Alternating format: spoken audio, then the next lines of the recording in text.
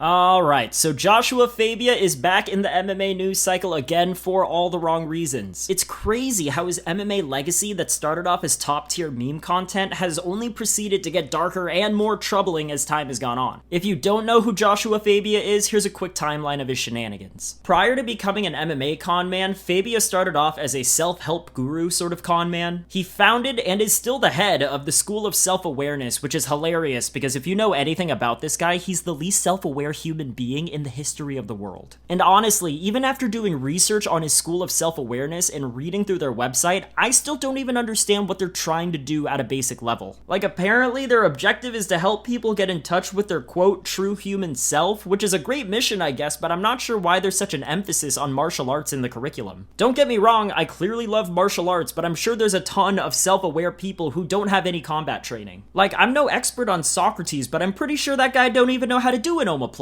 Another weird thing about the School of Self-Awareness is that there's a bunch of pseudo-sexual images and videos featured throughout the site. Like, there's nothing overtly sexual about anything, I guess, and maybe I just have a dirty mind, but I can't help but get a weird feeling about some stuff on the website. Like, what is Fabia doing here with his wrist? Why does this interview feel like a casting couch video? I don't know, a part of me really feels like this entire School of Self-Awareness stuff is just a grift by Fabia so that he could pick up on chicks, or guys, I don't know, I don't judge. Regardless, even if there's nothing weird and creepy going on here, I think it's hilarious how Fabia doesn't even have the self-awareness to see how weird and creepy his self-awareness school's website really is. Alright, so now that we have that out of the way, let's talk about Fabia's involvement with Diego Sanchez. Leading up to Diego's fight with Mickey Gall, it seems like Diego hired Fabia as sort of a secondary sort of coach behind his primary coaches at Jackson Wink MMA. And at least for the Mickey Gall fight, you don't see Fabia as a quarterman for Diego, but in Diego's very next fight against Michael Chiesa, Fabia is literally his only cornerman, which is insane. Like, you're basically trusting this one guy to give you professional level advice on striking, wrestling, grappling, and general tactical adjustments. And I think that this is a good time to mention that Joshua Fabia's martial arts experience is dubious at best. Like, he claims to be some sort of expert at all kinds of combat sports, but any footage you see of him training, he's out there looking like a goof. But I'm kind of pulling on his throat, and now, because he can still resist this, he's still able to move, I'm going to shorten the movement by grabbing his balls. So now it's done. You understand? It's done. Because I have his balls in his throat. I seriously love the clip of Joe Rogan and Aljamain Sterling watching this guy hit a heavy bag. They're both in such disbelief, and Aljo's little giggles crack me up every single time. Bro, oh, so good. Imagine looking at this guy and go, listen, fuck Longo and Sarah.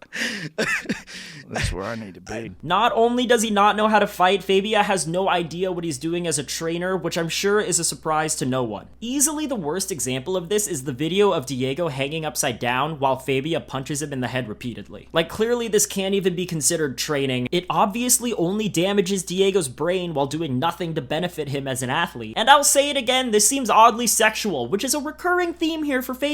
You also have the famous everything is a knife training scenario where Fabia is literally chasing not just Diego, but other pro fighters around with a knife. The crazy thing is, you could find so many examples of Fabia's insane training methods online, most of which include Diego, and it's so obvious that this guy just has no idea what the fuck he's doing. Okay, so anyways, Diego gets wrecked by Michael Chiesa, and immediately people start turning their eyes to Fabia and begin questioning his coaching ability. Joe Rogan, again, is one of the main reasons this narrative gets started because he clowned Fabia so much on his podcast, so naturally fans and reporters began to criticize Fabia's training methods and corner advice. And instead of taking the criticism with some humility and grace, the owner of the School of Self-Awareness goes on a media tour where he cries about being treated unfairly to basically any MMA journalist that will listen. It's so fucking pathetic that he does this, especially because he makes the situation all about him and how he's a victim. And what makes the situation even more crazy is that in all of these interviews, he says so many words but barely ever gets any point across. Like, I thought Chael Sonnen was the GOAT at saying so much but not saying anything at all, but Fabia really takes the cake. Dude, this guy is so like confrontational, defensive, and delusional that every single interview he does, he just makes it worse for himself and Diego. Speaking of confrontational, there have been examples where Fabia has stormed up to famous MMA fighters and broadcasters and started ranting to them about some inane nonsense, again while getting 0 points across. One time is when he approached former welterweight champ Matt Serra and accused Matt of not giving him any any credit on some random podcast episode that was filmed months prior, Fabia definitely makes it seem like Matt is a part of some conspiracy dedicated to defaming him, which is so bizarre. Like, bro, you're doing a good enough job at defaming yourself as is. This is not going to get any better. I just do your thing. Good luck with you. I hope you make some money off Diego. Do what you got to do. And that's it, bro. Okay?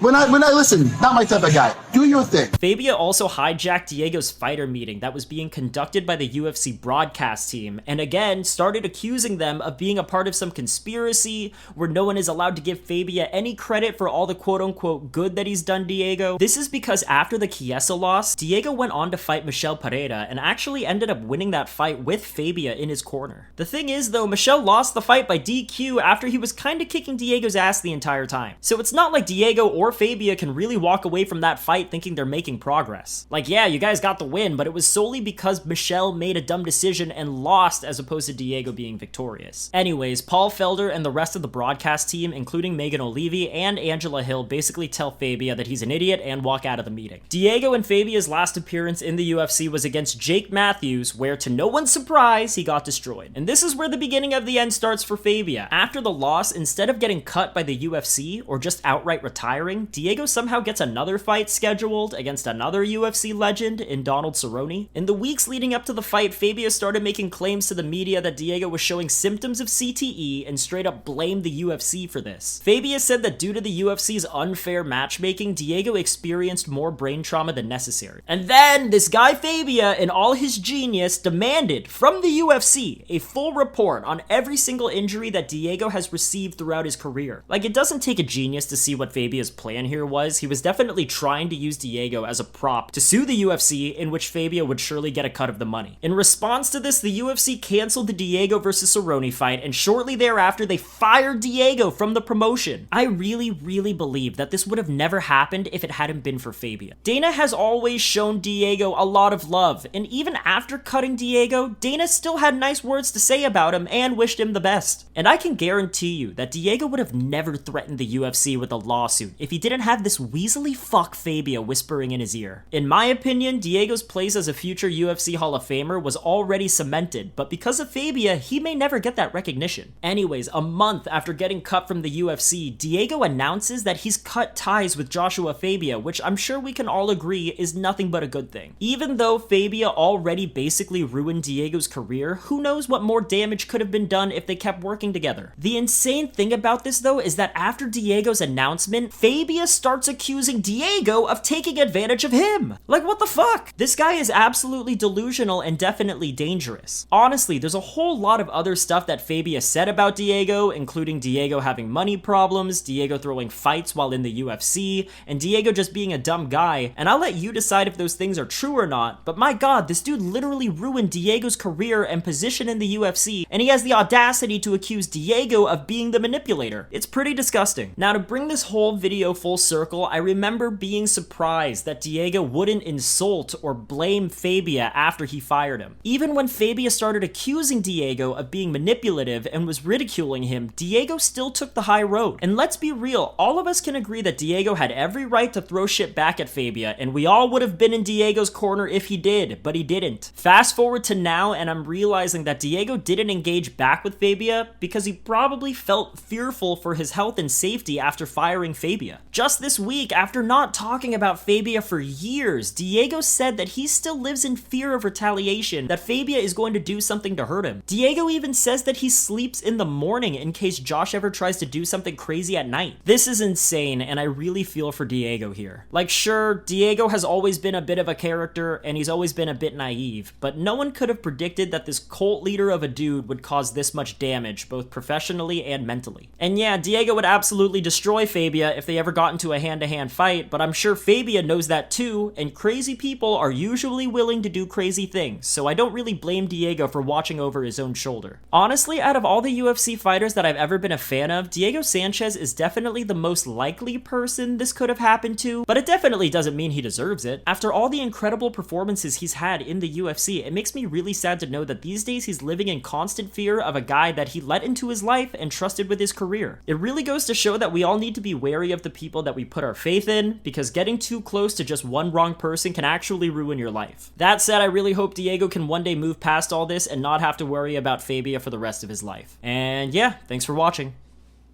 Alright, Diego, this is all going to be documented for your protection and for mine. Okay? So, our relationship is now nil and void. I cannot, in good faith, no longer stand next to you or work for you. You want your freedom, you can have it. You're gonna write a check to me and School of Self for $100,000, as I told you.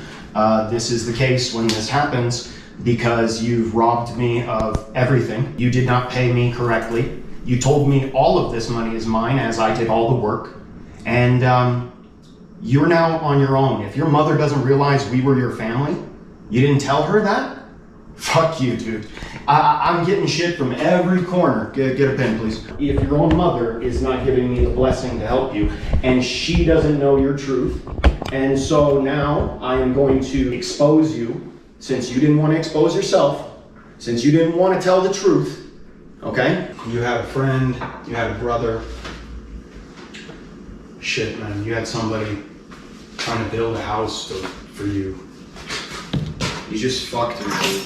I'm a good person. She couldn't even say it. Well, his character seems pretty good from what I can see. She couldn't even say that. Couldn't say it, man.